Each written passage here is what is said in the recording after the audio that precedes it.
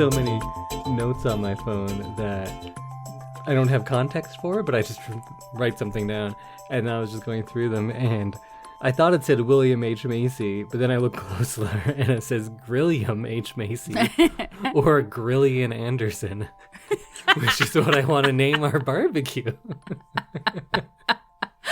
What? Grilliam H. Macy. You're like a totally different person when I go to bed. Why do you assume that I wrote that down late at night? It felt like a late at night thought, but I like both of those. But listen to the other thought that is right after Grilliam H. Macy. It says, the time it takes you to look from one star to another, even if you don't believe in anything divine, that could be the best sign that humanity means something, that we are greater than just organisms. The universe needs someone to conceive it for it to be special, right? What are the cosmos if they are not perceived by someone? Right. We must perceive them. But my idea, right after Grilliam H. Macy, was that the universe unperceived is meaningless? Or does it even exist? Because then, like, what is reality without perception? Whoa. Perception is reality. Whoa, man. So even if you're not a religious person, you could say that is the closest we are to divine, is that we are the vessels in which the universe is perceived. So that's amazing. That is amazing. Yeah. Whoa, man. Grilliam H. Macy. Grilliam H. Macy. Oh, should we start a podcast now? Oh, I guess. Why don't you kick it off? You love the Christmassy starts. Ho, ho, ho. You got it. Ho, ho, ho. This is too Ho, many. ho, ho, ho. All right, let's bring it back. Hello, everyone, and welcome to an ultra festive holiday version of your favorite podcast. I love this. You should too. My favorite podcast? Your favorite podcast. I don't know. It's like maybe in my top 5. Stop. And you don't even listen to it. I do. You don't. We're supposed to be Because selling you never. it. We're supposed to be selling it. I mean, the best podcast ever. And we are proud members of the Alberta Podcast Network, which is locally grown and community supported. So with me is my wonderfully festive and jolly co-host, Indy Randawa. Hi, Indy. Hi, Samantha. And I am Samantha Jingle Bell Hees. That's me. And on today's festive episode, we are going to be talking about some of our favorite Christmas songs. Ooh. And then Samantha will let us know what we're watching for next week. But before we get into that, let's thank our first sponsor of the day, and that is Roomy and Roomy's Ask a Home Inspector service. Do you have cold drafts or flickering lights, or you just are wondering where that leak is coming from? If you've ever wondered what's really going on in your home, Roomy's Ask a Home Inspector service can help. Connect with certified professional home inspectors by phone or video call and get your questions answered. And Roomy will let you know what's easily fixable with some DIY or what you might need to call a professional for. And for more information, you can visit roomy.ca, and that is RUMI.ca, and book your Ask a Home Inspector appointment today, like we did. Well, Samantha, we are going to get all festive, and we were going to talk about 3 songs apiece. How did you go about picking your 3 songs? Well, I listened to about 27 hours of Christmas music. In one day? And ranked them. That's very impressive. Yeah. And then no, I didn't. I actually just went through my Spotify playlist and said, oh, this doesn't annoy me. And then found the top 3 ones that I liked. Speaking of not annoying me, last year when I gave you control over the Christmas music, I said, here, just not the same Wham and Mariah Carey that I always hear. And the first 2 songs you played were... Wham and Mariah Carey. Yes. So we'll see if we get some of that today. But let's kick it off. Why don't you give us your first song of the day? So my first one, and this is where I actually did do some research, because I think I've now listened to every version that is on Spotify of this song, because I feel like I have this childhood memory of hearing this song and loving it and still loving it now. And I don't know what version I love, but I think the one that I like is Silver Bells by Anne Murray. City sidewalks, busy sidewalks, dressed in holiday style. In the air there's a feeling of Christmas. Children laughing, people passing, meeting smile after smile. And on every street corner you hear silver bells, silver bells, silver bells, silver bells. It's Christmas time in the city.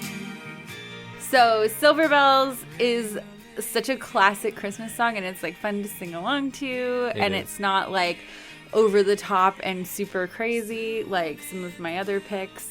So I also enjoyed the versions by Michael Bublé, the version by Sarah McLachlan, and the one by Megan Smith. And everyone in that pack of 4 Silver Bells singing people are Canadian. Oh, so, I'm not aware of Megan Smith.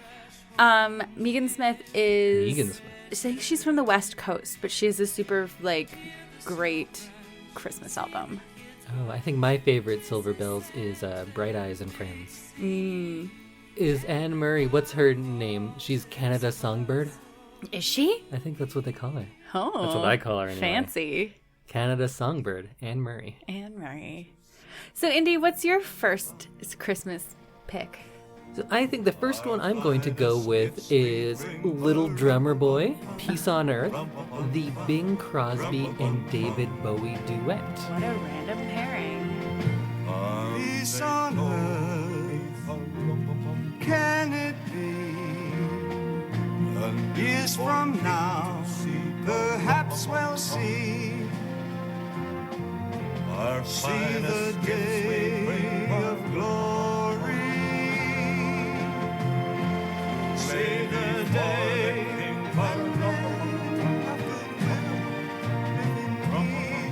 live in peace, so peace on earth when we come. So this was made for Bing Crosby's 1977 Christmas special, and he had been doing Christmas specials for a while because he's like Mr. Christmas song. Right. And I love the story about when they actually met. So Bing Crosby he's Bing Crosby. He's old school. He's a crooner. He's a crooner, yeah, absolutely. And David Bowie, well, when he showed up, Bowie shows up, I think, like 3 hours late, first of all. And I'm not sure if this was in his Peppers and Milk phase, but I think it may have been right around there. What's the Peppers and Milk phase? So there were a couple of years where David Bowie only ate like bell peppers and drank milk and cocaine, and that's all he did. Whoa. And I'm not like, oh, he loved peppers and milk. Like, no, he only ate peppers and milk. That's that weird. Was it. And Coke. He did a lot of cocaine.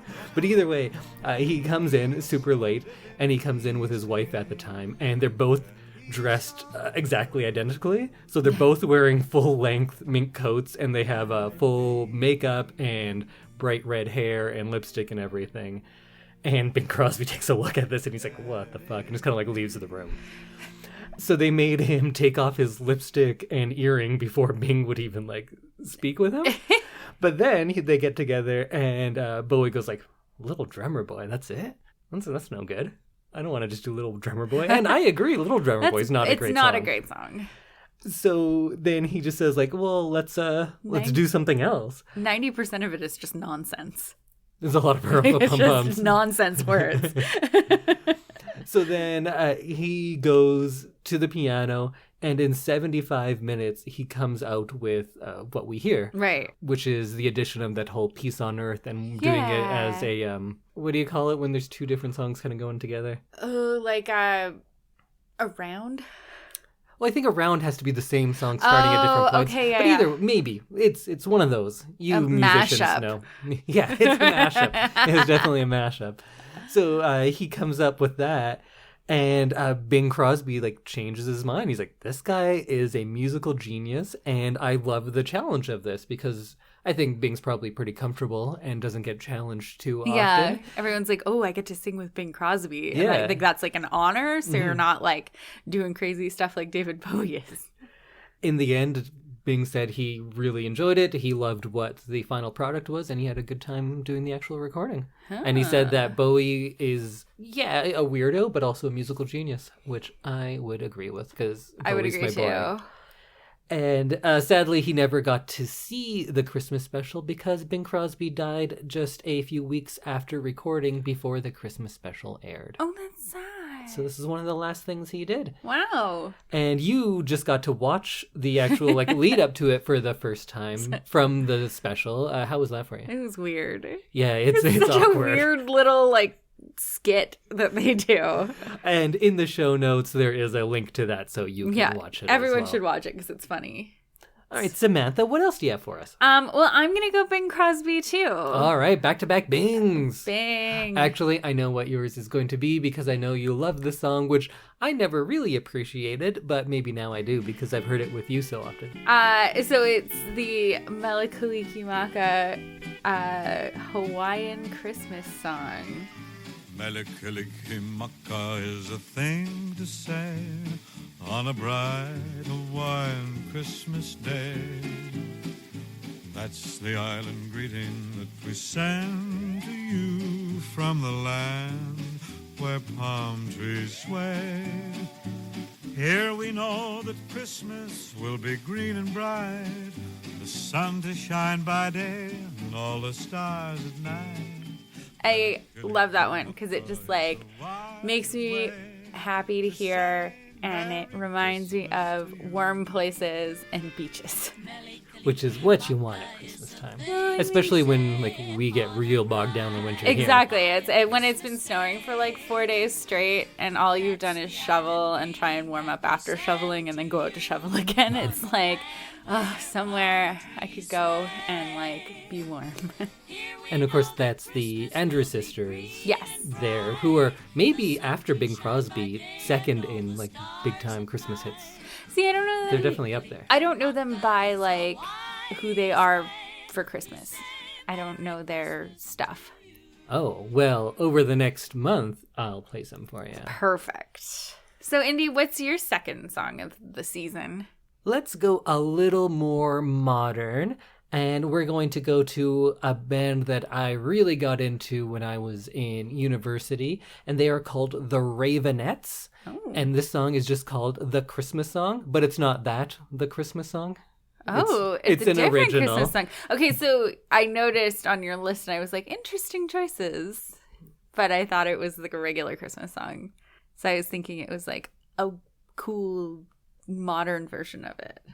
No, it is its own thing. And the Raveonettes, they are a Danish duo.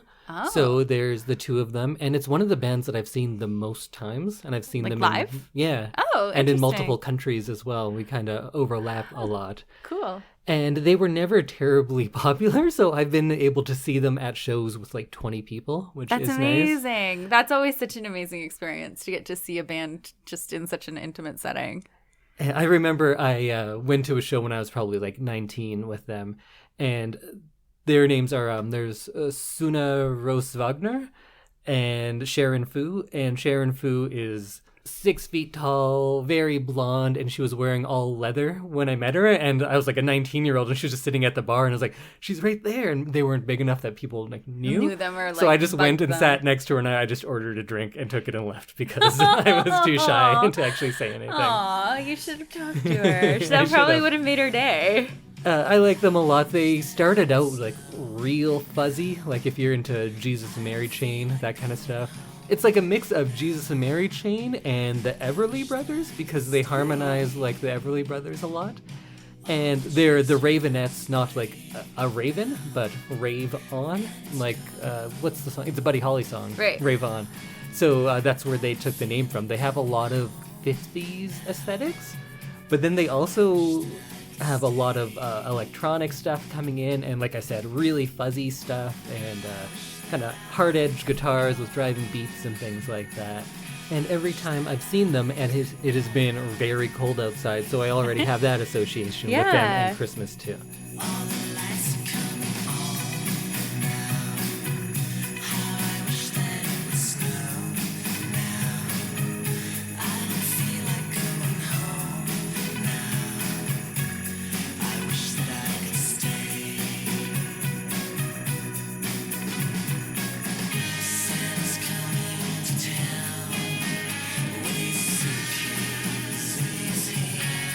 And it's similar to a lot of their stuff because it still has those the two-person harmonization, but it's not nearly as fuzzy as a lot of their stuff from that time. Yeah. And you get those jingle bells in there, which I like. It's a fun mix. And I love the finger picking in this. For some reason, that sound I associate with Christmas, which I guess is probably just from this song. Yeah. And they do have a whole Christmas album that's all, I think it's all original songs. At least most of them are. It's just an EP. And that one is pretty good too. So if you want some maybe a little different Christmas music, you can check out that one by the Raveonettes. I enjoy original Christmas songs because I think they can either be really bad Yeah. or they can be like some of the best music ever because it's like on theme, it's like makes you feel good or makes you sad. And I think it's just like, it's really hit or miss, but when it's good, it's like really good. Yeah. So that album, if you want it, is from 2008 and is called Wishing You a Rave Christmas. Oh, okay. Well, Samantha, what's your third Christmas song? So my third Christmas song is very popular and mainstream, but is like the kickoff to the holiday season for me. And that's All I Want for Christmas Is You by Mariah Carey.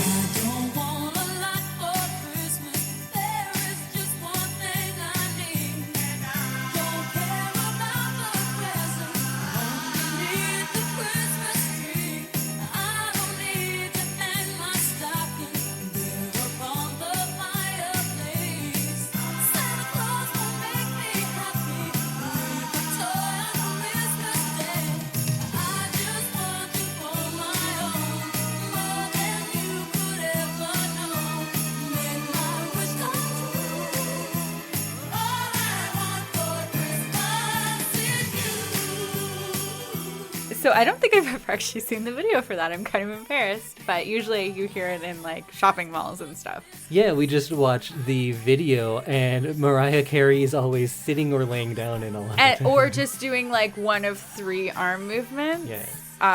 And the dancers behind her are doing like elaborate framing things.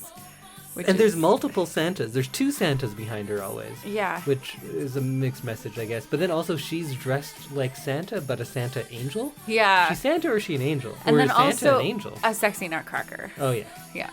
You gotta have that. Quite a confusing video. The song is still very catchy and always signals the opening of the season for me. I guess I have that association as well, but I think I just don't like the song. And that's fine. I mean, it is like a whole like meme of itself now. I think of big Christmas songs, it is very far from the most annoying. Yes. I think it is just so played I that think that it's overplayed. boosts And its I agree. annoyance level. I'll probably listen to it like maybe 94 times 3 times this year. today. But I definitely think that it's one that you kind of have to get in the rotation at least once. What about you, Indy? What's your final number 1 song? Well, I'm going to go classic. Uh-huh. And I'm going to go with the original The Christmas Song as sung by Nat King Cole. Chestnuts roasting on an open fire, Jack Frost nipping at your nose, Yuletide carols being sung by a choir, and folks dressed up like Eskimos. That's one of those songs that the first second of it, you're like, oh yeah, this song. Yeah, exactly. I love the opening to it. I know, as soon as those first like 2 piano notes happen, I Or was those like, strings come in, yeah. I know exactly what song this is, and it is Christmassy, and I love it. So it was actually written by Mel Torme, The Velvet Fog, in 1945, and it was written during a heat wave. And they joked, him and Bob Wells, who was his writing partner, they're like, oh, let's write something wintry and that'll make us cooler. And the chestnuts roasting on an open fire bit came from Wells, who grew up in Boston, and that's something they would do. Also, when I lived in Korea, that's something they do in the winter as well. You can get really? roast chestnuts on the corners at Christmas time. I feel just like in the winter. roast chestnuts are something that sound really good but aren't. They're all right. They're all right? Yeah. Okay. I definitely got them. They also do, though, in Korea, just potatoes. So I preferred the potato. That sounds awesome. Yeah, just walk by, I get a potato. But they wrote it in apparently like 45 minutes. And then they sent it over to Nat King Cole, but it took him a full year to get in the studio to actually record it. So it came out in 1946, in late 46. And they did eventually have to change the line because in the first version they recorded, he said to see if reindeers really know how to fly. And of course, the plural of reindeer is reindeer. So they went back and corrected that quite a few years later. Oh, I like that. And this was the first holiday standard that was ever introduced by a black musician in America. Amazing. I like it even more now. Because in 46, that's... Yeah, it's a big deal in the 40s, for sure. It's not a great time to be a black person in the U.S. As opposed to now, where everything's Oh, great. yeah, no, it's just peachy keen all the time. Well, now that we have told you the 6 songs you should be listening to this Christmas, let's talk about our other sponsor, which is Alberta Treasury Branch. At Alberta Treasury Branch, they make banking work for you.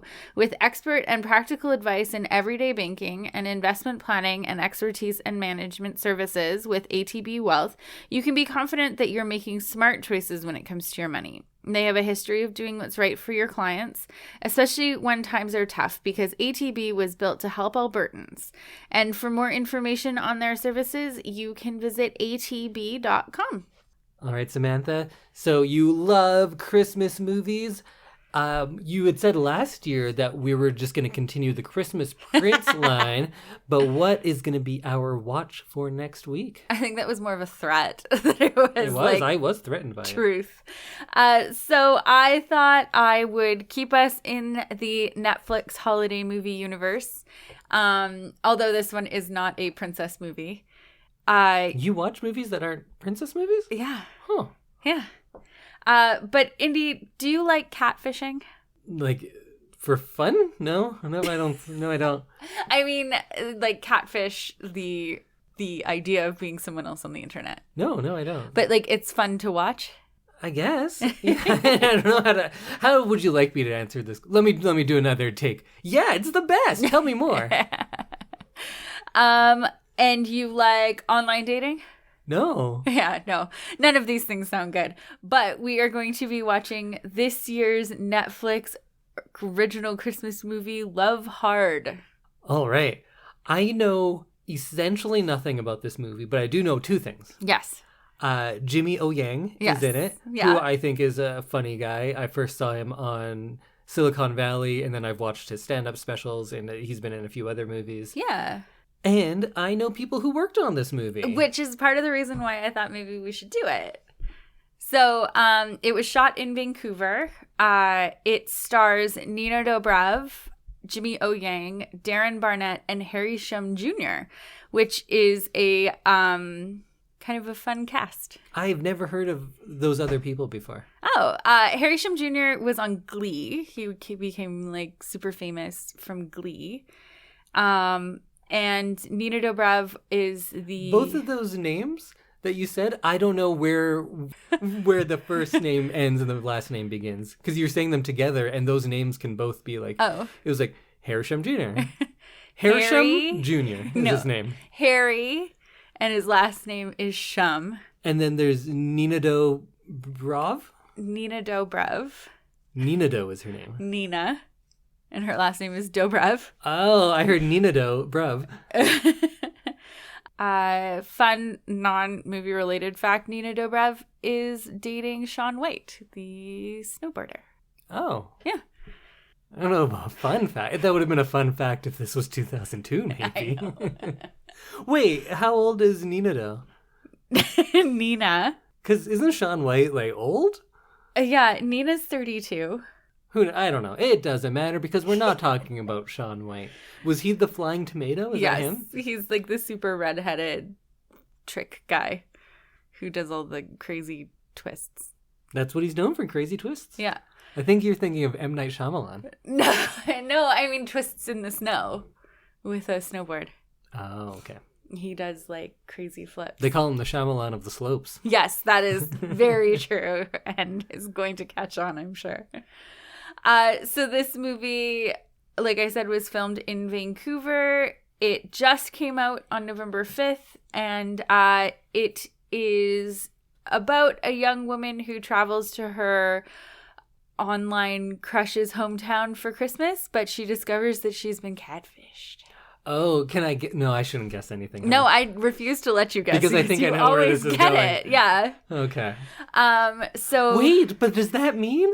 Because I'm catching the first twist, and I'm casting of who would be where, but then they can't end it there, so she's going to have to come back to him. Does that mean, like, an Asian guy is actually a successful love interest in a Hollywood movie? we'll Because have that to would be... see. Man, that'd be pretty awesome.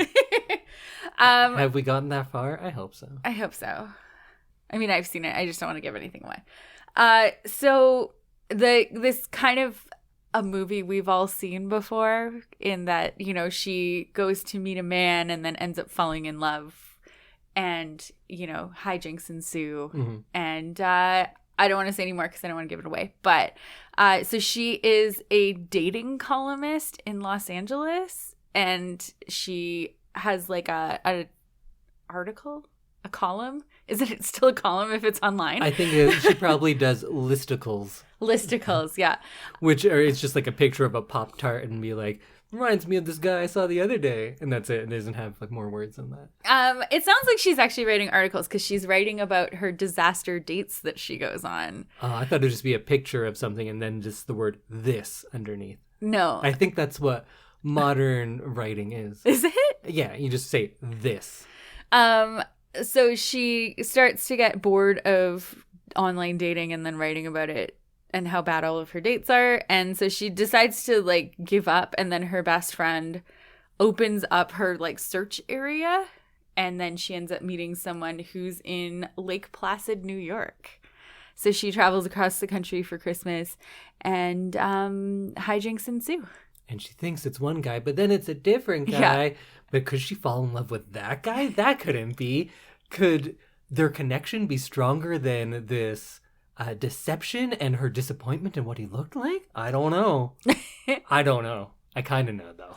I kind of know, too. She wears a lot of really ridiculous outfits in a place that actually has winter. I assume Lake Placid has kind of Canadian-ish winter. Not quite like what we get, but yeah, definitely. They have snow and stuff. They There's a lot had the of, like, Winter Olympics That's there. what I thought. There's a lot of bare legs in this movie, and we all know that in December there are no bare legs. I disagree because today I commented in my head to so many people, like, you're wearing a miniskirt, huh? It's well below zero. What? It's very cold and snowy and slippery, but you've been out. You were 19 and going out in 30 below, and you saw how everyone would ditch their stuff in the car and then run to the club in their tiny I was outfits. always willing to pay for coat check because I just like refused to be cold. Yeah. I couldn't. I was never, I remember like Halloween's even, which is like pretty early in the season for us for cold weather, but Still, it's all below zero. You It's should wear a true. coat. but I do remember seeing girls in like teeny tiny little outfits, and I'm like, aren't you freezing? And the answer is yes. Don't you want to have fun tonight and not be frozen? Here's can I bring it down for a minute? Yeah. And really bum everyone out? Yeah, please. In Edmonton every year, more than one drunk 18-year-old girl freezes to death in the snow. What? Yeah. But they don't Seriously? like report on it too much. It's just someone falls or just like lays down because they're drunk, and then they die. Oh my God. Yeah. Wow. Wear your goddamn coats, kids. Yeah, wear coats, wear pants. They make skin-colored tights. You could just wear those. I was never a teacher who yelled, but the one thing I would get on my kids about is if they went out for recess without their jackets, because Yeah. they're like, "Well, I'm pretty cool. I'm too tough to be cool." Yeah. And you're like, you're not. No. That doesn't make you tough. It makes you dumb. Yeah. It's not how cool you are based on how quickly you'll freeze to death. Yeah. Freezing to death will happen to you whether you're cool or not. There you go. That should be the lesson that everyone takes away from this. Like this old people rant about dressing appropriately for the weather. But the second thing people should take away from this episode is to go watch Love Hard, which is available on Netflix. On Netflix, yeah. I thought I'd do one that's like very openly available, like yours, because Christmas is not the time to pirate movies. Wait, why not? I don't know. It is. That's the giving spirit. Is it? Santa gives things for free. True. I didn't pirate the movie. I made free with it. That's my favorite way that you put that. Yeah. Making free with it. I mean, I don't pirate any movies. No, we wouldn't do that. But I feel like, I was going to say, but I'm allowed. But I actually still buy physical media. You do. If a movie is good, I go out and I spend the money on it. True. You have to test it out. You have to test run it first. Yeah. You gotta go for a test drive. And usually, they do not handle well. Well, this is one of those ones where I don't want you to watch a trailer because I feel like trailers are dumb and they give everything away. Right. So we're not going to watch a trailer, but we'll put one in the show notes, Yeah. and you can use your discretion if you want to watch it or not. And you know, on Netflix, they just autoplay. Oh, that too, yeah. So we will see you next week when we talk about this year's Netflix Christmas movie, Love Hard. And I'm going right now to play hockey. I'm actually kind of running late because we're recording late tonight and Yes. I play late night hockey. I'm going to go see someone who worked on this. So maybe I'll ask him if he has any insights or gossip about it. Oh, yeah. And we always said I won't have a guest on the show unless they worked on the movie, but I still don't think we're going to do a guest. We've gotten to a movie where I do, in fact, know You someone should who just worked do on like it. a voice memo of him. We'll see. Maybe. Sounds good. Okay, well, we'll see you next week, everyone. Have a holly jolly week. Bye. You can do a ho ho ho. Oh, ho ho ho. Bye, everyone.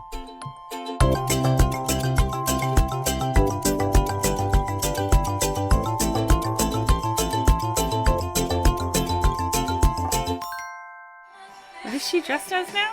A nutcracker? A sexy nutcracker? Sexy nutcracker.